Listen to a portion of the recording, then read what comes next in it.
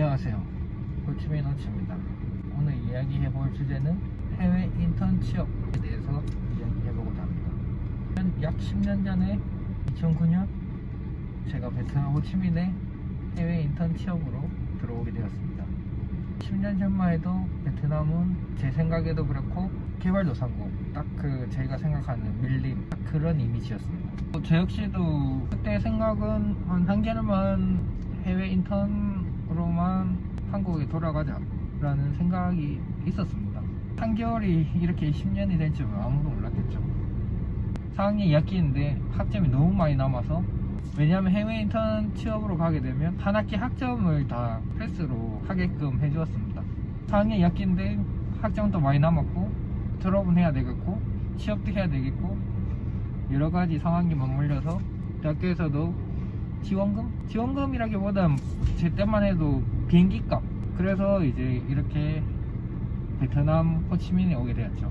저도 베트남은 처음이었고, 하지만 해외에서 살았던 경험이 많더라 호기심 반 걱정 반. 저희 같은 경우에는 이미 한국에서 사전에 면접을 보고 내정이 다 된 상태에서 오는 케이스가 대부분이었습니다.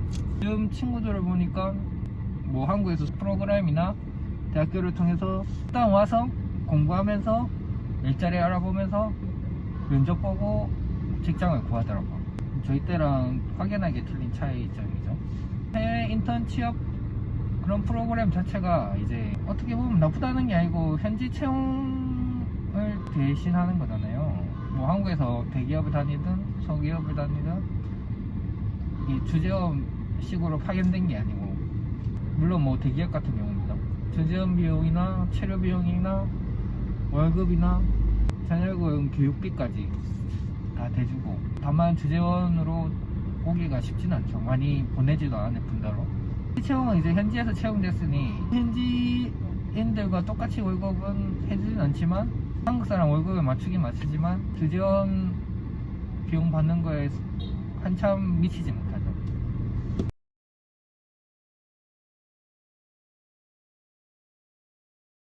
그래서 제가 생각해봤는데 해외 인턴 취업 장점 3가지. 첫 번째는 사람들이 베트남 한 달 살기, 캄보디아 한 달 살기, 태국 한 달 살기 이런 식으로 라이프 스타일을 즐기잖아요. 해외 인턴의 경우 자기 돈 들여가지 않으면서 해외에서 살아볼 수 있는 기회가 있는 거죠. 지극히 개인적인 제 생각입니다. 이런 거 있지 않습니까? 베트남이든 미국이든 호주든 해외 인턴 취업을 가가지고 어느 정도 생활하고 일하고 하는 밸런스가 맞으면 근처 어디 가까운데 아니면 가까운 나라라든 언제든지 갈 수 있는 여건이 한국보다는 좋다는 거죠. 그게 제가 뽑는 첫 번째 장점인 것 같습니다. 두 번째 장점은, 다른 나라는 제가 안 가봐서 모르겠지만 베트남의 경우 사람은 이제 공장에 가든 시티잡을 하든 보통 대부분 직원들 매니저로 시작을 한다는 기회가 있습니다.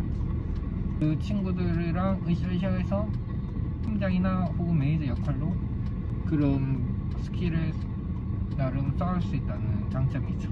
그럼 두 번째 장점인 것 같습니다. 제가 생각한 세 번째 장점은, 생각이 다른 분들은 싫어하실지도 모르겠지만 베트남의 경우 시티잡은 뭐 IT나 포워딩이나 특별한 기술이 있거나 아니면 그 분야에서 오랫동안 일해가지고 경력이 있거나 이렇지 않는 이상은 시티잡은 급여가 낮은 걸로 알고 있습니다. 반면 제조 생산 공장 이런 데는 급여가 시티잡보다는 높은 편입니다.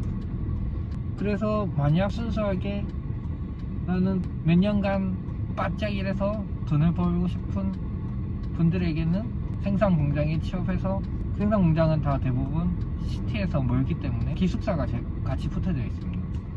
그래서 기숙사에 지내면서 토요일 나와서 일요일날 무조건 들어가야 되기 때문에 굳이 안 나와도 됩니다. 기숙사에서 계속 머물러도 몇 년간 생산 공장 일을 하면서 꾸준히 돈을 모을 수 있다는 장점이 있습니다. 그건 제가 생각하는 세 번째 장점입니다. 이렇게 장점이 있으면 분명히 단점도 있겠죠. 제가 생각하는 3가지 단점을 말씀드리겠습니다. 첫 번째 단점은 베트남 같은 경우엔 개발도상국이고 생산 공장이 많다 보니 대기 공장에서 먼저 일을 시작하게 될 것입니다. 단점은 계속 기숙사 생활을 해야 되고 어디 편히 나가지도 못하고, 근데 생산 공장이면서 급여가 괜찮으면 뭐 장점이 될 수도 있겠죠. 근데 급여가 낮은 데도 있단 말이에요. 오히려 그게 단점이 될 수 있죠. 반면에 급여가 작으면 돈을 모을 수가 없잖아요. 그리고 자유시간도 없고, 시티에서 그렇게 엔터테인먼트가 많이 몰려있는데 시티에 자주 나가지도 못하고, 그건 제가 생각하는 단점 첫 번째입니다. 첫째 단점은 베트남에 이미 진출해져 있던 뭐 사장님이나 임원이 사진급의 거의 1세대나 2세대, 소위 말해서 꼰대들이란 말이에요. 꼰대. 내가 낸데 이러면서. 베트남 꼰대가 많습니다. 특히 생산 공장에 나이 드시고 오래되셨고 꼰대랑 갑질을 하시는 분들이 너무 많아요. 그게 또 두 번째 단점입니다.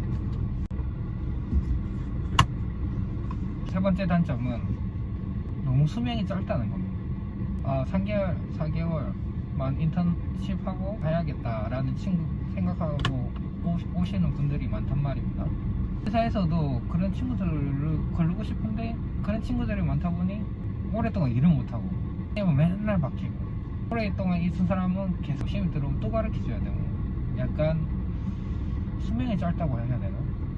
생산 공장에서 내가 몇 년씩 일해서 돈을 모아서 뭐 한국에 가야겠다 라고 생각하든지, 아니면 뭐 베트남에 창작할 생각으로 오시는 친구들이 너무 생각보다 안 좋은 것 같습니다. 수명이 짧다고, 그게 좀 제가 생각하는 최대 단점일 수도 있습니다.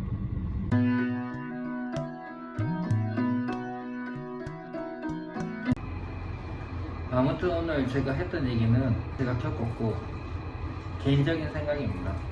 제 얘기는 이제 앞으로 해외 인턴 취업을 생각하는 친구나 특히 베트남 쪽으로 그런 분들한테 제가 느낀 그대로 조그만한 조언이라고 생각해 주시면 될 것 같습니다. 집입니다. 스타벅스 와케.